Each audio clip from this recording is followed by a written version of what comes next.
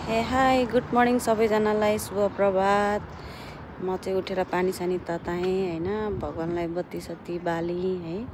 त्यसपछि मैले घरमा चाहिँ मलाई रहर लाग्छ माछा पाल्नलाई, अनि माछालाई यसो खानाकुराहरू पनि हाल्दिएँ हैन।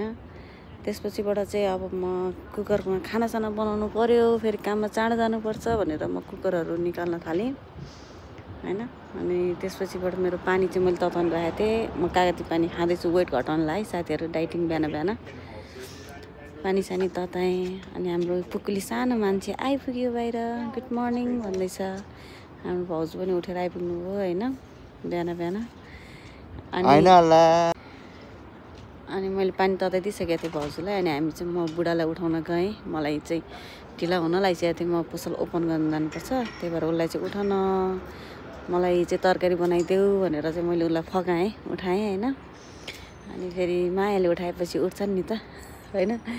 उठाएँ अनि आइपुग्यो। आएर चाहिँ मलाई चाहिँ उसले ससेज र चिकन चाहिँ अलिअलि फ्राई गरेर बनाइदिन्छु भन्यो। यता खाजाको लागि पनि रेडी गरिदियो हैन। अनि ब्रेकफास्ट रेडी भयो, मेरो खानेकुरा नि रेडी भइसक्यो, खाना पनि पाकिसकेको थियो। भाउजूले पुकुललाई खुवाइदिँदै हुनुहुन्थ्यो। अनि म चाहिँ रेडी भएँ, घर अब काममा जानको लागि चाहिँ तयार भएर म निक्लेँ।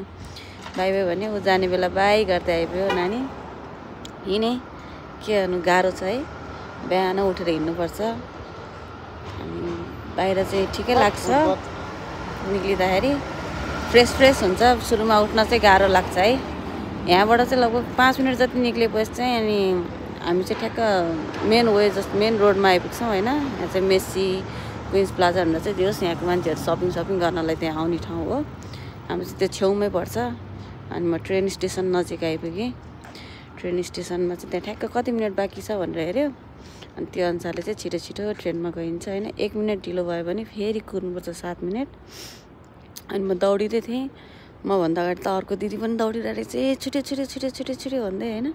अनि यहाँ पे गर्नुपर्छ। हाम्रो चाहिँ यसरी नेपालमा चाहिँ अर्को स्टाइल हुन्छ हैन, क्यास दिन्छ नि, यहाँ चाहिँ कार्डले पे गरेँ। पे गरेर अनि म नि तल गएँ। ट्रेन चाहिँ आइपुग्न लागिसकेको थियो। अनि अलि अगाडि गएँ भने चाहिँ मलाई चढ्न सजिलो हुन्छ भनेर म अलिकति अगाडि गएँ। ट्रेन पनि ठ्याक्क आयो। अनि एकछिन ट्रेनलाई कुरेँ हैन। अनि त्यसपछिबाट कहिलेकाहीँ चाहिँ ट्रेन अस्ति एकचोटि चाहिँ म झुक्केको थियो, आएर उभिराख्यो ट्रेन त सुइँ गइदिइराख्यो, नट सर्भिस भनेर। हो ढिला भइसकेको थियो है। फेरि हेर्नु न यहाँ मान्छे ट्रेनमा बसेर मेकअप गर्छन्।